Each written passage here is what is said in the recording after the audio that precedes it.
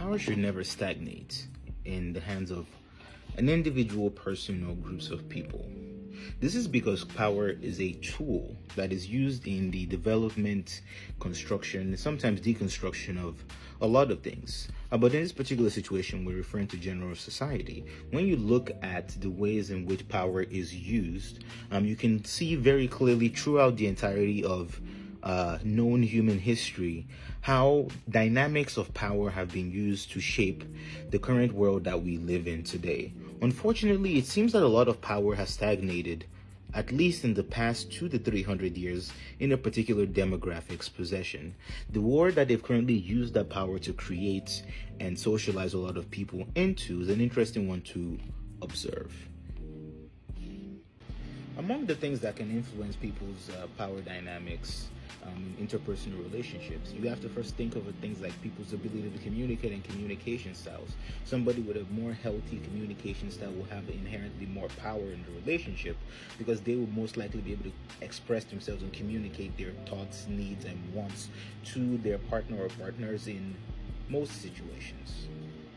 Also, things like personality traits also influence power dynamics very heavily because you can see the way people typically socialize with each other depending on what particular personality traits that they have, sometimes share or have difference and contrast in. Very interesting when you listen to people talk about things like zodiac signs, and we know people consider it more of a pseudoscience, but when you really think about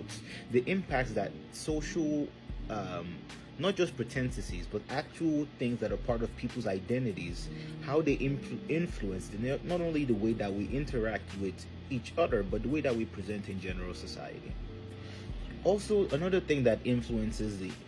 power dynamics in interpersonal relationships is things like social and cultural norms that exist for people's personal identities or whatever presentation that they have within general society. When you look at the inherent power dynamics exist between men and women due to the nature of things like the patriarchy in our current society, you end up asking yourself why men, but that's a different conversation for a different time. But back to understanding power dynamics in interpersonal relationships and how they're influenced by social and cultural norms, you have to understand that people typically who exist within particular groups in social settings have tendencies to have more or less power situationally depending on what particular situation you're talking about. To take a good example would be having conversations around bodily autonomy of women and AFAB people in our current society. As much as this conversation should be had exclusively by women and AFAB people because they are the ones who are directly affected by those particular results of the conversation. You see how due to the nature of, like I mentioned earlier, the patriarchy, most, if not all, the power in our society, institutionally and systemically, lie in the hands of men. And it is difficult to help men understand the abuse of power in that particular relationship. And then obviously there's this very important one, resource control, access to not only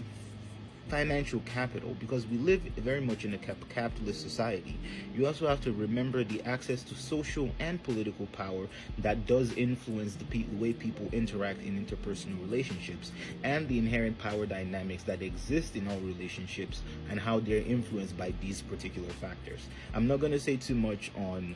giving you a list of factors, because the real purpose of this conversation that I'm having is to have people think about just a little bit more the power dynamics that exist between not just them and their potential romantic partners, but with people that they interact with individually on a day-to-day basis, and to a larger extent the greater societal and systemic ways that we are